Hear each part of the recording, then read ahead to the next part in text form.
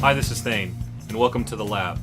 Today we have a special guest, Gabe Chanzar, from our Performance Evaluation and Competitive Analysis team. This team prepares all of the benchmarking and analysis for the coursework that you have on the Intel Retail Edge program. So we recently launched our 8th generation core family, and what platform did you guys choose to go compare it against for a 5-year-old PC? One of the things that we look at is we look at some research data to see how many people, what type of PCs they have out there.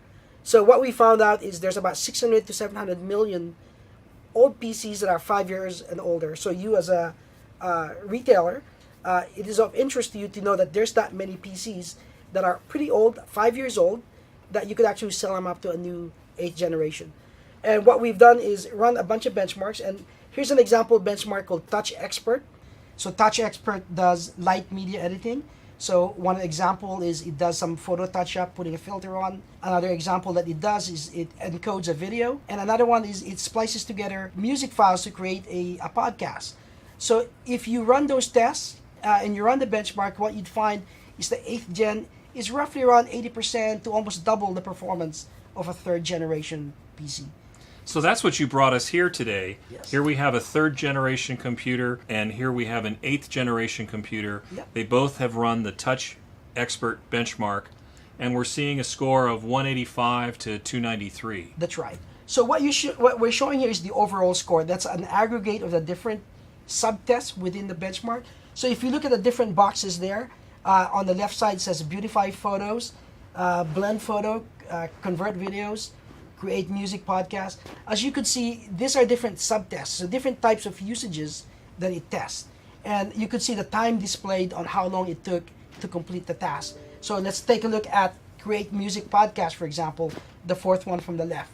If you compare the 3rd generation to the 8th generation, you're looking at almost double the time it takes for the old system to complete the same task as the new system.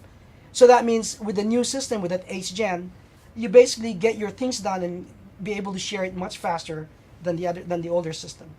All right, so for testing the CPUs, you're actually testing with real-world applications. What about when you guys were comparing CPU versus memory? What did you guys use for that? A common misconception for consumers is when they go to our retail stores, they look at the numbers. They look at, oh, this one has 16 gigs of RAM. This one has 4 gigs of RAM. 16 is bigger than 4, therefore it's much better, much faster. But in reality, what we did is we tested a variety of different conditions. So if you have the same processor and upgrade the RAM, what you'll find is in your common tasks, whether you're doing spreadsheets, you're doing PowerPoint, you're doing Word, or you're doing photo, there's not much change in performance. In other words, you don't gain much out of it. However, if you take the dollars that you use to buy that more memory and use that to upgrade your CPU, you get immediate benefits.